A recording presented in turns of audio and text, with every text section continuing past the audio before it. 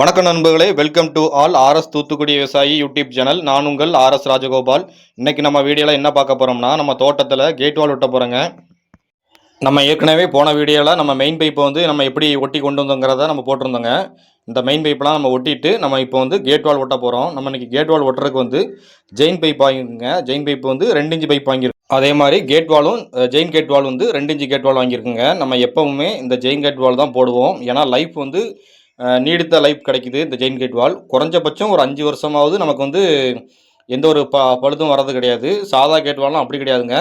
ஒரு 2 வருஷத்துலேயே வந்து அது கைப்பிடி போயிடுது, இல்லைன்னா வந்து வெடிப்பு மாதிரி கேட் வாலில் வந்துடுது. ஆனால் இந்த கேட் வாலில் வந்து அப்படி பிரச்சனை இல்லை.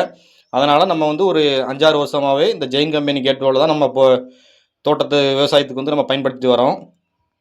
ஒவ்வொரு பகுதியிலையும் ஒவ்வொரு விதமான கம்பெனி பைப்புலாம் கிடைக்குதுங்க. ஆனால் நம்ம பகுதியில் வந்து ஜெயின் கம்பெனி கேட் வாலும் சரி, ஜெயின் கம்பெனி பைப்பும் சரிங்க, நல்ல குவாலிட்டியாக இருக்குது. அதாவது பைப்பு வந்து பொதுவாகவே நமக்கு உடையக்கூடாது, சப்புனமே தவிர நமக்கு வந்து உடையக்கூடாது.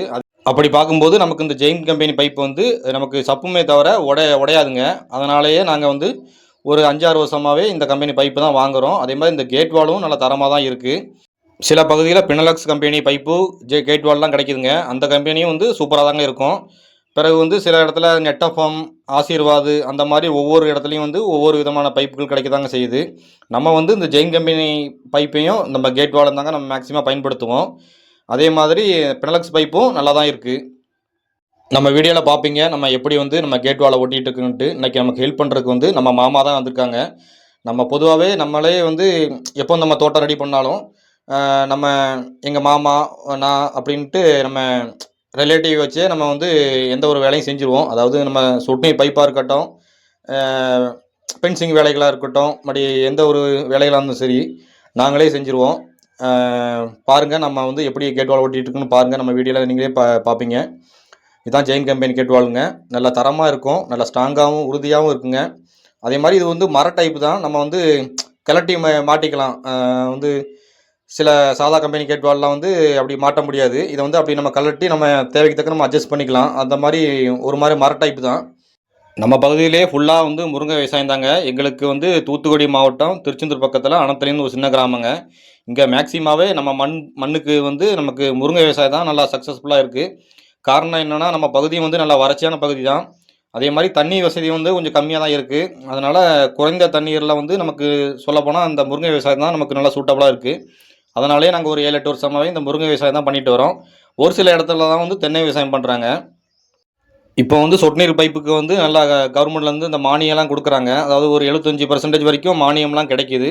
அதனால் விவசாயிகளாகிய நம்ம வந்து அதை வந்து பக்கத்தில் உள்ள இந்த பைப் டீலர்களில் வந்து நம்ம அணுகி அவங்ககிட்ட நம்ம கேட்டாலே போதுங்க. இப்போ வந்து நல்ல மானியங்கள் கிடைக்கிது. 75%லாம் குறையாமல் நமக்கு கிடைக்கிது பார்த்துங்க. நம்ம வந்து அவனை இப்போ போடுறது வந்து இந்த தோட்டத்தில் போடுறது வந்து மானியத்துக்கு போடலை. என்ன காரணம்னா நமக்கு வந்து மானியம் கிடைக்கணும்னா நம்ம கொஞ்சம் ஒரு ஒரு 20 நாள் ஒரு மாதத்துக்கு முன்னாடியே நம்ம வந்து அதுக்கான வேலைகளை வந்து நம்ம செய்யணும். அதாவது ஒரு டீலரை வந்து அணுகி நம்ம வந்து அவங்ககிட்ட சொல்லி வச்சிடணும்.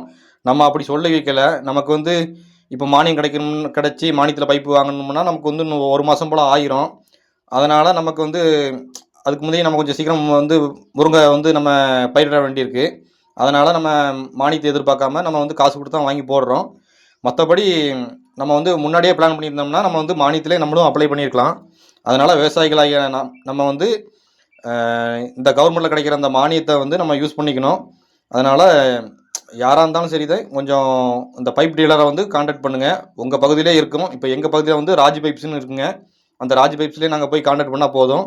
அவங்களே இந்த ஜெயின் பைப்பு, ஃபினலக்ஸ் பைப்பு வந்து மானியத்துக்கு கிடைக்குது. அந்த மானியத்தில் வந்து நமக்கு பைப்பு தருவாங்க. அதே மாதிரி ஒவ்வொரு ஏரியாலையும் ஒவ்வொரு பைப்பு டீலர் இருப்பாங்க. அவங்ககிட்டே நம்ம போய் கேட்டாலே அதுக்கான வேலைகள் வந்து அது என்ன பண்ணணும், என்னென்ன ப்ராசஸ் இருக்குங்கிறத அவங்களே சொல்லிடுவாங்க. அதை வந்து நம்ம யூஸ் பண்ணிக்கணும்.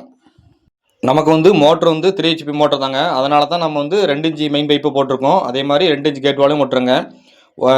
சில தோட்டத்தில் வந்து 5 HP மோட்டர் போட்டிருப்பீங்க. அந்த 5 HP மோட்டர் போட்டிருந்தீங்கன்னா கண்டிப்பாக ஒரு 2.5 இன்ச்சிலேருந்து ஒரு 3 இன்ச்சு வரைக்கும் உள்ள பைப்பை வந்து யூஸ் பண்ணுங்கள். அதே மாதிரி 2.5 இன்ச்சிலேருந்து ஒரு 3 இன்ச்சு சைஸ் கேட் வாலையும் நம்ம பயன்படுத்தலாம். நம்ம தண்ணியோட போர்ட்ஸு, நம்ம மோட்டரோடைய கெப்பாசிட்டியை பொறுத்து நம்ம வந்து பைப்போட சைஸையும் நம்ம கேட் வாலோட அளவையும் வந்து நம்ம கூட்டிக்கலாம், குறைச்சிக்கலாங்க. இந்த ஜெயின் கம்பெனி கேட் வால் வந்து இப்போ வந்து 450 ரூபாய்க்கு கிடைக்குங்க. கொஞ்ச நாளுக்கு முன்னாடி 500 ரூபாலாம் இருந்துச்சு. இப்போ வந்து விலை குறைஞ்சி இப்போ 450 ரூபாய்க்கு கிடைக்குது. நம்ம இந்த கேட் வால்லாம் ஒட்டின பிறகு ஷார்ட் வாஷரெல்லாம் நம்ம வந்து ஃபிக்ஸ் பண்ண வேண்டியிருக்குங்க. அது எப்படி நம்ம ஃபிக்ஸ் பண்ணுறோங்கிறத நம்ம அடுத்த வீடியோவில் கண்டிப்பாக போடுறோங்க. இதே மாதிரி ஒவ்வொரு விவசாயம் சம்மந்தமான வேலைகள் சம்மந்தமான வீடியோக்களை வந்து நம்ம சேனலில் வந்து தொடர்ந்து வருங்க. நீங்கள் முதலாக நம்ம சேனலை வந்து பார்க்குறவங்களா இருந்தீங்கன்னா சப்ஸ்கிரைப் பண்ணி பாருங்கள். எங்களை மாதிரி சின்ன விவசாயிகள் வந்து இந்த மாதிரி விவசாயம் சம்மந்தமான வீடியோக்கள் வந்து போடுறதுக்கு வந்து அது வந்து கண்டிப்பாக ஊக்குவிக்குங்க. அதே மாதிரி ஒவ்வொரு சப்ஸ்கிரைப்பும் ஒவ்வொரு லைக்கும் வந்து எங்களை மேன்மேலும் இந்த விவசாய சம்மந்தமான பதிவுகளை வந்து பதிவிடுறதுக்கு வந்து ஊக்கமளிக்குதுங்க. அதே மாதிரி நம்ம கேட் வால் ஒட்டின பிறகு கேட் வாலில் வந்து கொஞ்சம் வெயில் அதிகமாக படாத மாதிரி கொஞ்சம் நம்ம வந்து மெயின்டைன் பண்ணுறது நல்லது. ஏதாவது ஒரு சாக்கு இந்த மாதிரி வந்து லைட்டாக வந்து மூடி வச்சா நமக்கு வந்து வெயில் தாக்கத்துலேருந்து கொஞ்சம் கேட் வால் வந்து கொஞ்சம் பாதுகாக்கப்படுங்க. இல்லைன்னா வந்து நம்ம மரம் ஏதாவது பக்கத்தில் இருந்து அதோட இணல் பட்டாலுமே நமக்கு கொஞ்சம் கேட் வாலோட லைஃப் வந்து கொஞ்சம் கூட கிடைக்கும். இல்லைன்னா கொஞ்சம் அந்த வெயில் தாக்கத்தில் வந்து கொஞ்சம் லைஃப் வந்து கொஞ்சம் குறையிறதுக்கு வாய்ப்பு இருக்குது. அதனால் கேட் வால் வந்து நம்ம ஒட்டிட்டோம் இல்லாமல் நம்ம கொஞ்சம் அதை வந்து மேக்ஸிமம் பொதுவாக எந்த ஒரு கம்பெனி கேட் வால் இருந்தாலுமே வெயில் தாக்கத்துலேருந்து கொஞ்சம் அதை வந்து பாதுகாக்கணும். இப்படி பாதுகாத்தாலே அதோட லைஃப் வந்து கூடுதலாக இருக்கும். இப்போ நம்ம செஞ்சுட்டு இருக்க இந்த சொட்டு நீர் பாசனம் வந்து நமக்கு வந்து முருங்கை விவசாயத்துக்கு தாங்க நம்ம வந்து செஞ்சுட்டு இருக்கோம். முருங்கை விவசாயத்துக்கும்போது நம்ம வந்து ஒரு 20க்கு 20 கேப்பில் வந்து நம்ம வந்து இந்த லேட்ரு அதெல்லாம் வந்து நம்ம ஷார்ட் வாஷரை வந்து நம்ம வந்து ஃபிக்ஸ் பண்ண வேண்டியிருக்கோம். ஒரு சிலர் வந்து 15க்கு 15 இடைவெளியிலையும் வைக்கிறாங்க. ஆனால் நம்ம வந்து 20க்கு 20 இடைவெளியில் தான் நம்ம வந்து ஷார்ட் வாஷரை ஃபிக்ஸ் பண்ணுவோம். அதே மாதிரி லேட்டரும் இழுப்போம், முருங்கை கொப்பும் வைப்போங்க. அதே மாதிரி தென்னை விவசாயத்துக்கும்போது ஒரு 20க்கு 20 அந்த கேப்லையும் பண்ணுவாங்க. சிலவங்க 25க்கு 25 கேப்லையும் இது பண்ணுவாங்க. அது வந்து சப்மைன் பைப்பில் வந்து நம்ம நமக்கு தேவையை பொறுத்து நம்ம வந்து 20க்கு 20 இல்லை 25 25ங்கிறத பொறுத்து நம்ம வந்து நம்ம ஃபிக்ஸ் பண்ண வேண்டியிருக்கோம். இந்த மாதிரி நம்ம கேட் வால் ஒட்டும்போது நமக்கு வந்து துண்டு வைப்பு வந்து நமக்கு தேவைப்படுங்க. அந்த துண்டு வைப்பு வந்து நம்ம ஒரு பைப்போட அளவை வச்சே நம்ம வந்து 2-3 துண்டு எடுத்துடலாம். அதை விட்டுட்டு நம்ம ஒவ்வொரு டைமும் வந்து ஒவ்வொரு அளவு வச்சு நம்ம துண்டு பைப் எடுக்க தேவையில்ல. ஒரு துண்டு பீஸு வந்து அதை வச்சு 2-3 துண்டு பீஸ் வந்து நம்ம எடுத்தாலே ஒரு செக்ஷன், அதாவது ஒரு எல்புலேருந்து ஒரு இன்னொரு எலும்புக்கு நம்ம ஒட்டுற அளவுக்கு கொண்டு வரதுக்கு வந்து 2-3 சைஸு நம்ம அளவு வந்து ஒரே மாடலில் எடுக்க வேண்டியிருக்கும். அதே மாதிரி கேட் வால் பக்கத்தில் ஒட்ட வேண்டிய துண்டு பீஸும் வந்து ஒரு 3-4 பீஸ் வந்து நம்ம ஒரே அளவில் எடுத்தால் போதும். அப்போ தான் ஈவனாக இருக்கும். நம்ம ஒவ்வொரு டைமும் அளவு எடுத்து நம்ம வெட்டிகிட்டு இருக்கக்கூடாது. அப்படின்னா வந்து சரியாக வராது. ஒன்று தூக்கியும் ஒன்று வந்து டவுனாகவும் இருக்கும். அதனால் ஒரே ஈவனாக வந்து நமக்கு வந்து பிவிசி பைப்பை வந்து நம்ம வந்து அறுத்து எடுத்துக்கணுங்க. அப்போ தான் கேட் வாலும் வந்து நல்லா சேமான டைப்பில் வரும். ஒரு வழியாக நம்ம தோட்டத்தில் எங்கள் மாமாவும் நானும் சேர்ந்து இந்த கேட் வாலை வந்து ஒட்டி முடிக்க போகிறோங்க. இதே மாதிரி தொடர்ந்து நம்ம சேனலில் வந்து விவசாயம் சம்மந்தமான பணிகள் சம்மந்தமான வீடியோக்கள் வந்து வர இருக்குதுங்க. வீடியோ பிடிச்சிருந்துச்சின்னா லைக் பண்ணுங்கள்.